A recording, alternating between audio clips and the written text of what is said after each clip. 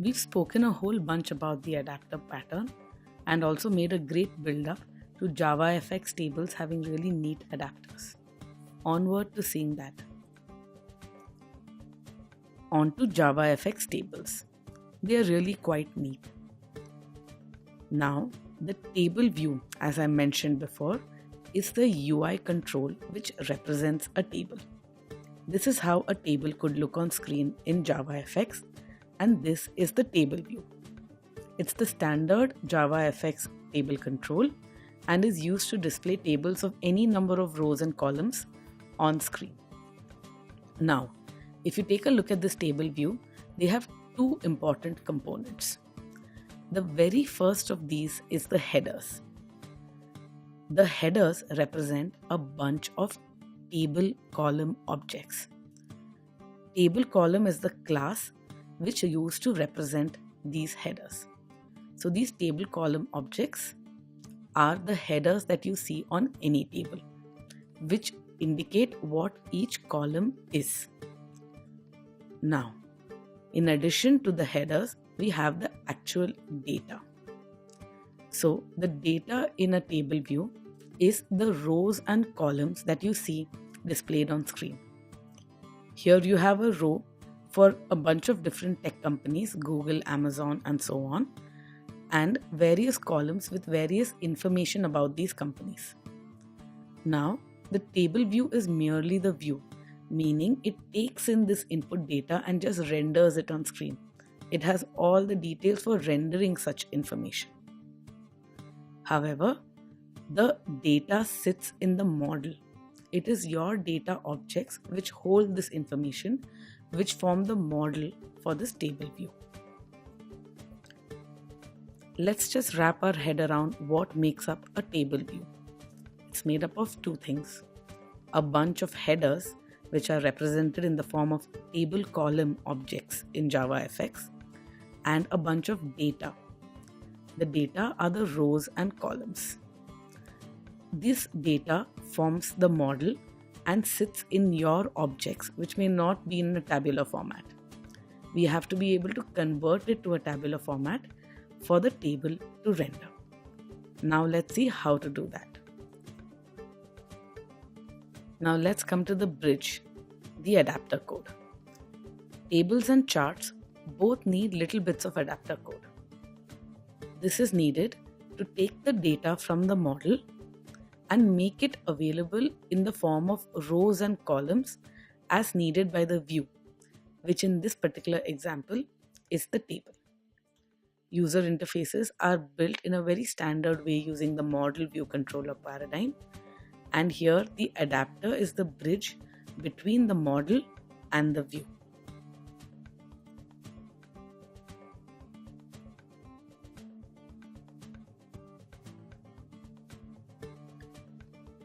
Now, in general, writing adapter code tends to be highly boring, repetitious, and prone to errors. It's a lot of conversion of one form to another. If you hear me describe adapters, that's what it sounds like. However, JavaFX tables, I said, are quite neat. And the reason for that is because there's a really clever way to provide for writing the adapter code. JavaFX has some really clever tricks to make writing an adapter for a table really straightforward without boilerplate code. JavaFX makes it very easy for a model to make its data available in the form of rows and columns without tedious, error-prone, and repetitive code.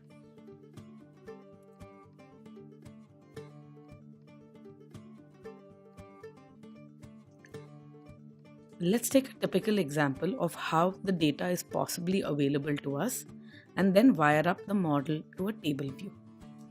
Now, typically, we'd have a class where each object represents one row of data in the table. The class would have a whole bunch of properties which form the columns in that particular row.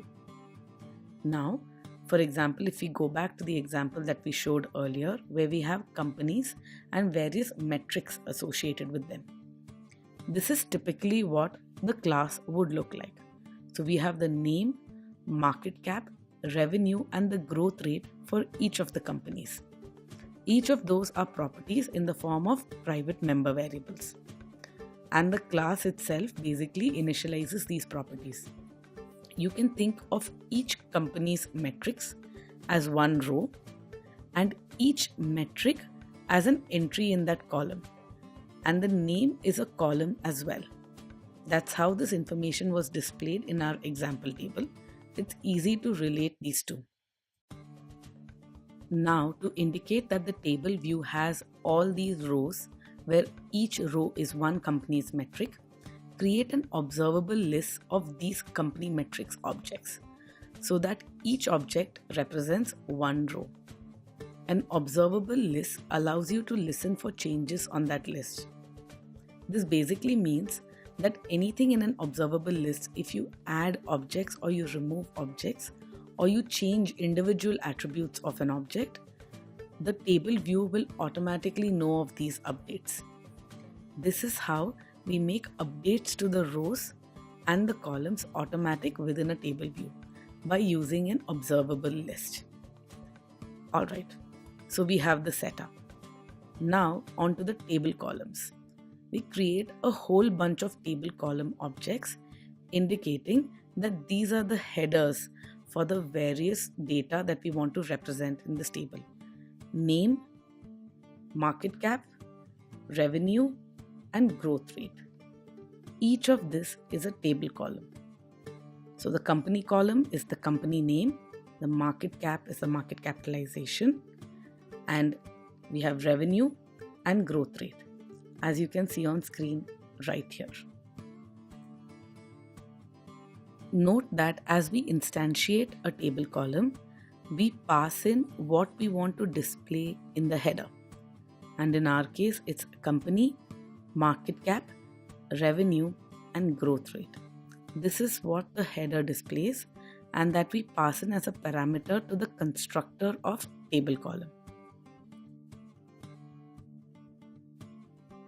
Let's look back at our example and see that they match up. Yes, they do. Now, each of these table columns basically is associated with one property of the company metrics class. The company table column, for example, is associated with the name of the company, the market cap with the market cap property, and so on and so forth. How do we indicate to the table column that whatever object you're dealing with, this is the property you should look at, is what we're going to do now. And that we do via the property value factory. And we pass in the name property within it. And the name is the name of the member variable within the Java class for company metrics. Now we go ahead and do this for each of the table columns. So this is the adapter bridge. For every table column object, it knows that it's acting on a company metrics class object. Within the company metrics class object, you specify the name of the member variable that is associated with that particular table column. And the table column will automatically pick the right value for a particular row from the company metrics object. Isn't this adapter kind of magical? So the property value factory, if you note, takes in a company metrics and a double. That's the generic template parameter. So in the company metrics class, the double parameter market cap is associated with the market cap column. That's what it means. And the table column will automatically take care of the rest.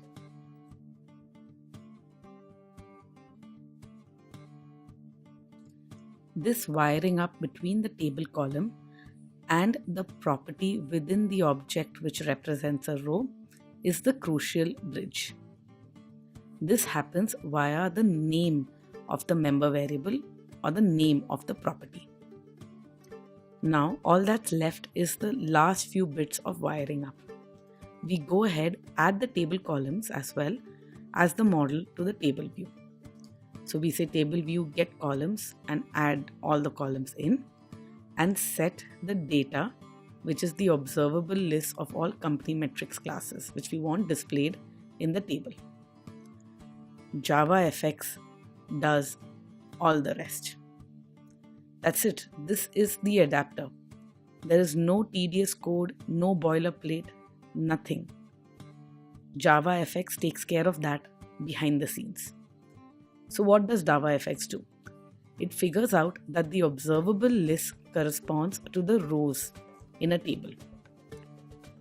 The object within the list represents one row, and it figures out for each column of each row which property of the underlying object needs to be used.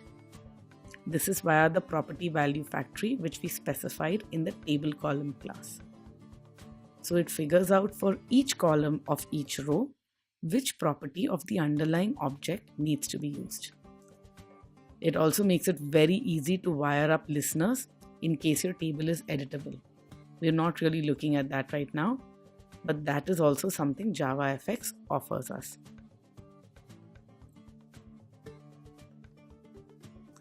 Now, if you think about it, what we've seen so far is really kind of cool, because it means that the model to hold the data underlying a table view can be set up completely independently of the fact that that data will ever be used in a table. You can just go ahead and construct your model objects any which way you want and use this adapter code in order to render it as rows and columns. That's a pretty big deal. This example should have shown you that adapters need not be boring boilerplate pieces of code.